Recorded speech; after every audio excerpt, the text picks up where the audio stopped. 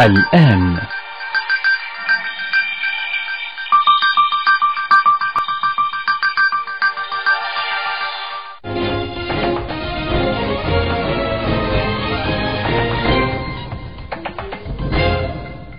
Good evening, ladies and gentlemen.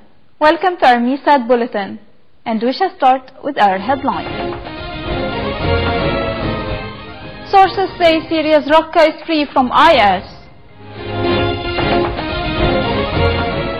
US military plane lands in Somalia with aid after bombing. And moving on to our details, starting with the fighting in Syria. US-backed forces took full control of Raqqa from the Islamic State militant group on Tuesday, according to what sources said. Inside Raqqa, sources said joyous fighters from the Kurdish Arab Syrian Democratic Forces celebrated and raised the yellow flag in the city's Al-Naim traffic circle, which became known as Hell Roundabout after it was used for gruesome public executions. It's worth mentioning that the SDF broke into Raqqa in June after months of fighting to surround the city, and on Tuesday flushed the last few hundred IS fighters from their remaining positions in the main hospital and the municipal stadium. In Baghdad, Kurdish forces lost more territory in Iraq on Tuesday, withdrawing from the town of Sinjar, a day after Iraqi forces pushed them out of the disputed city of Kirkuk. Meanwhile, thousands of civilians were seen streaming back to Kirkuk, driving along a main highway to the city's east. The Kurdish forces had built an earthen berm along the highway, reinforced by armored vehicles, but were allowing civilians to return to the city. It's worth mentioning that the Iraqi forces' retaking of Kirkuk came only 2 weeks after they had fought together with the Kurdish fighters to neutralize the Islamic State group in Iraq.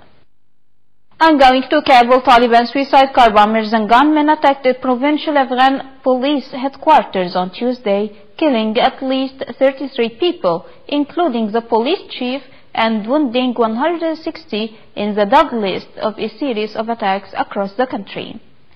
The Interior Ministry said the attack targeted a police training center attached to the headquarters in Gardez, adding that at least 5 attackers were also killed. The militant group also attacked a district center in neighboring Ghazni province on Tuesday, near the provincial governor's office. Officials said the attacks left at least 15 government security forces killed and 12 wounded, with 13 civilians killed and 7 wounded. And going to Mogadishu's attack, a United States military plane landed in Somalia's capital on Tuesday with medical and humanitarian aid supplies after Saturday's massive truck bomb that killed more than 300 people. A spokesman for the U.S. Africa Command said that the charged affair of the U.S. mission to Somalia declared that this disaster meets the criteria to warrant immediate U.S. government assistance because of the widespread damage. From another perspective, officials said another nearly 400 people were injured in the deadliest attack in Somalia's history, and one of the world's worst attacks in years. They added that scores remain missing and the death toll could still rise. Going to the natural crises, rain and lower temperatures are helping emergency teams in Portugal and Spain fight the forest fires that killed at least 40 people over the weekend. Civil protection authorities say wildfires in Portugal were under control by Tuesday morning after at least 37 people died and dozens were injured. In addition, Portugal, which still has 7 people missing in the blazes, began 3 days of national mourning on Tuesday. Moreover, in northwest Spain, where 4 people have died in the fires, regional authorities in Galicia say 27 forest fires are still out of control on Tuesday, 7 of them close to inhabited areas. Meanwhile, Storm Ophelia is battering Scotland and northern England after leaving 3 people dead and hundreds of thousands without power in Ireland.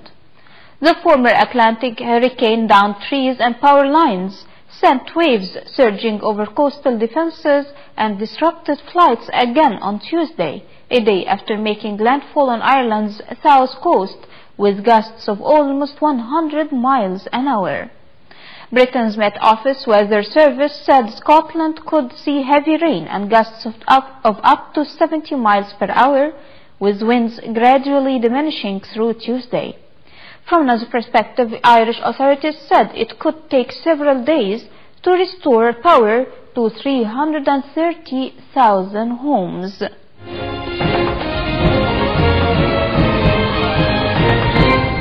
And finally, economic news. Global stocks were mixed on Tuesday after Wall Street hit new highs.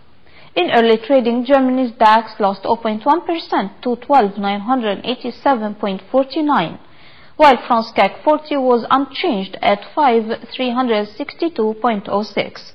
And London's FTSE 100 held steady at 7,525.48. On Wall Street, futures for the Dow Jones Industrial Average and the Standard & Poor's 500 Index were unchanged. Meanwhile, the Shanghai Composite Index lost 0.2% to 372.04, while Tokyo's Nikkei 225 gained 0.4% to 21,336.12. This comes as stocks set records for a sixth straight week as the Dow rose 0.4% and the S&P added 0.2%. And before ending our news, let's take another look at the most important headlines for today. Sources say Syria's Raqqa is free from IS. US military plane lands in Somalia with aid after bombing. And this was all what we have for today. Thank you for watching and see you tomorrow in a new bulletin.